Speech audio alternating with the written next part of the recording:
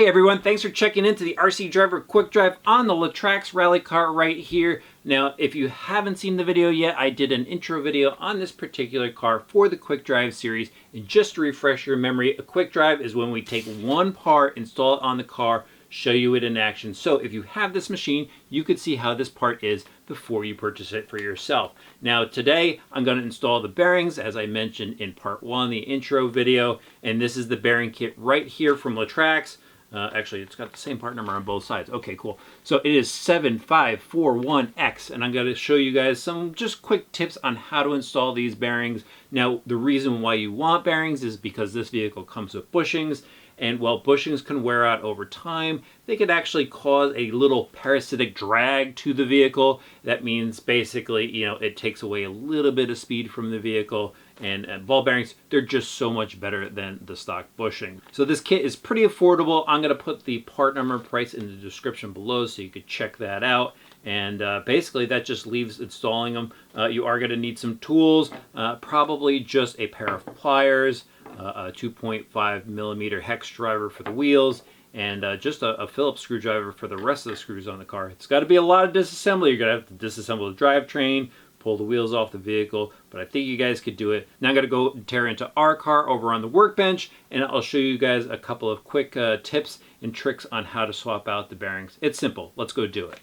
All right, so we're over here at the RC Driver workbench, and what do you think? It looks pretty clean, right? I actually had some projects going on over here, and I think I cleaned it up pretty good for today's project. It's always good to have a clean workspace when you're working on something, just in case something rolls over into a mess you have, you don't lose it.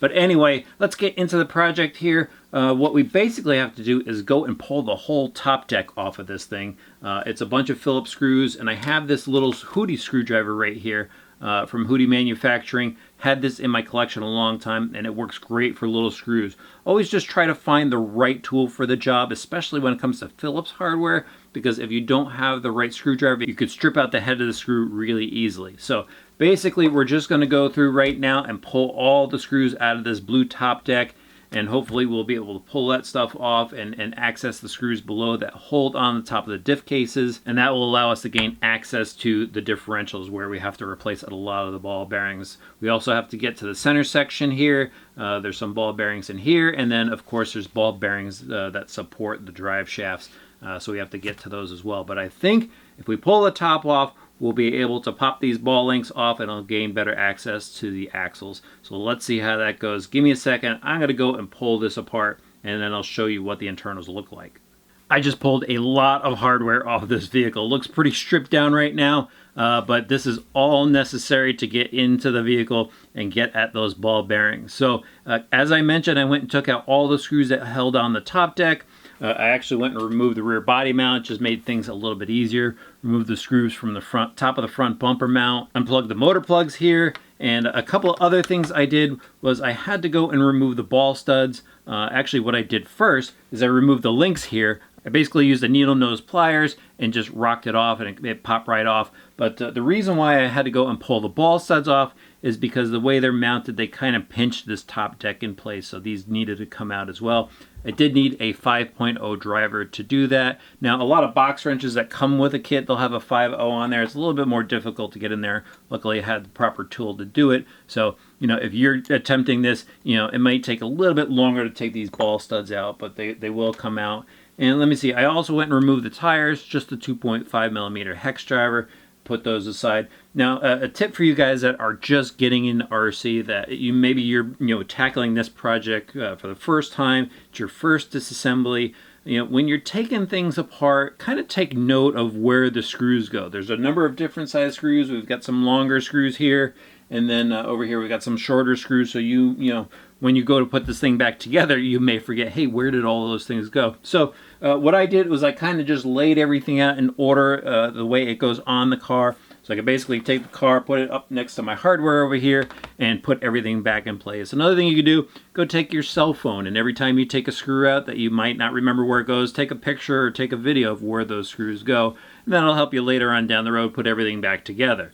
All right, now I could go and take a lot of this stuff off to access the differentials. So what I'm going to do here, I mentioned I unplugged the motor, so I'm going to pop this top deck off, roll it over to the side, because that servo wire is still plugged in. You could, of course, go take the receiver box top off and take that plug out, but I'm just going to leave it as is right now.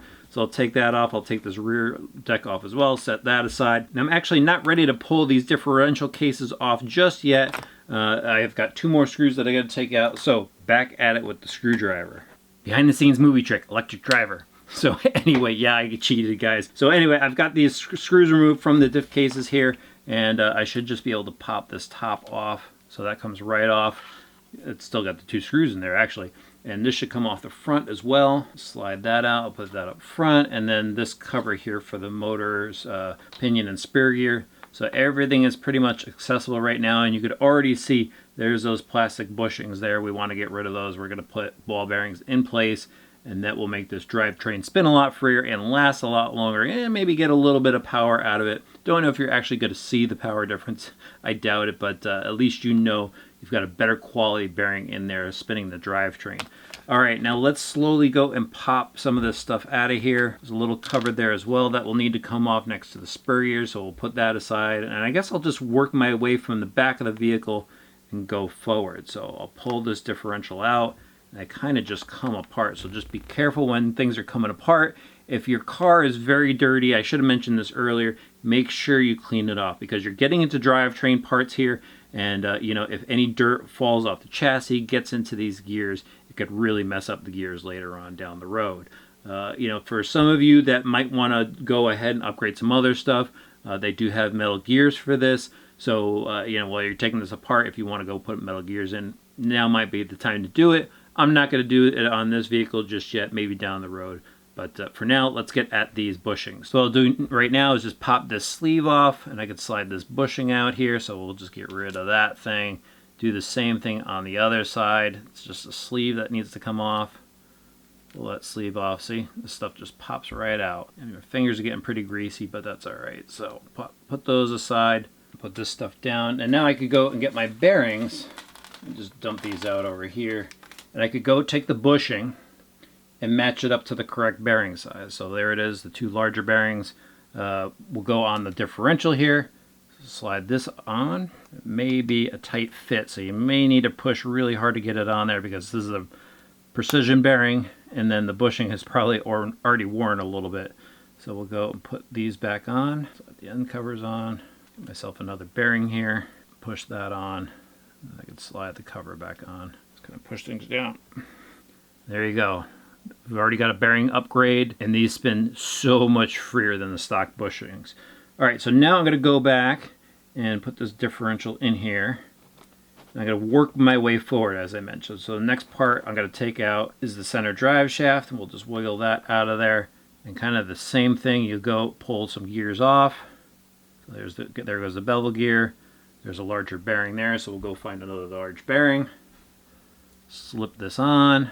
I'll go over, take this little bushing off, find the little bearing that matches up, slide this on. Then make sure you key the bevel gear back in place properly. And again, I'm just going to work my way forward. You guys know what's going on here. So let me finish this up, and I'm actually going to go button everything back up. Then I'll show you really quickly how to swap out the bushings in the hubs here. That's pretty simple.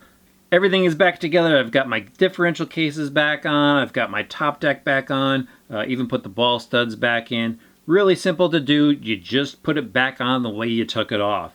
All right, now we've got to move to the outside of the car here, to the 4 corners where we've got bearings in each of the hubs, the steering knuckles in the front, the hubs in the rear. And what you're going to want to do, basically you're going to take these discs off. They're the hex that your wheel attaches to, and you're going to take those off of all 4 corners. They just slide right on, so just pop these off.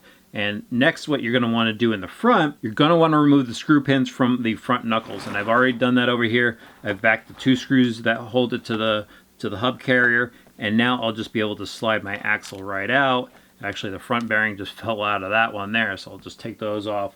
And again, just grab my bearings. All the bearings that are left are for the hub, so this is really easy to find those. So slide these on. You may need to use some force on this, and then once they're on, you just slide them back into the knuckle. And actually, some of these are really tight, so I'm going to show you a trick to get them on. So you take your bearing, slide it onto your axle, and see, it's already pretty tight and hard to push on. So what I do is I fold the axle over to the side like this, take my box wrench, Slide it over the top, and now I can just push it down. There, now it's on. That was much easier. All right, so I did those two to the front. Now the rear, I'm just gonna fold over like this and slide the axles out. And again, replace the ball bearings, throw everything back in, put my wheel disc back on, bolt my wheels back on, and this baby should be ready to go. The wheel hexes are back on, the wheels are back on, and well, it still looks bone stock. That's one thing about the bearings, they are hidden inside, but they do make a big difference in the vehicle, and it is one hop-up part that I really recommend you guys get for this vehicle. It takes a little bit of time to, you know, break this thing down and replace everything, but it's going to allow everything to operate much better, and a lot less wear and tear going on inside of the drivetrain as well. So definitely get yourself some bearings if you have any one of these Latrax vehicles. This video did run a little bit longer than my usual quick drive videos, but you know, I wanted to show you guys everything that was going on as far as replacing it, and I hope I answered any questions and helped make it much easier for you to tear apart this car and make those changes yourself. Alright guys, now it's time for the quick drive portion of the video where I go and show you this vehicle in action. Again, you're probably not going to see a big difference out there. I'm going to say not at all, but you know what? It allows me to go outside, have some more fun, and you get to see some more action footage of this vehicle. After the action portion, please hit the subscribe button, the notifications bell, throw the video a like, question or comment goes in the section below, and of course, when you have some extra time, head over to rcdriver.com.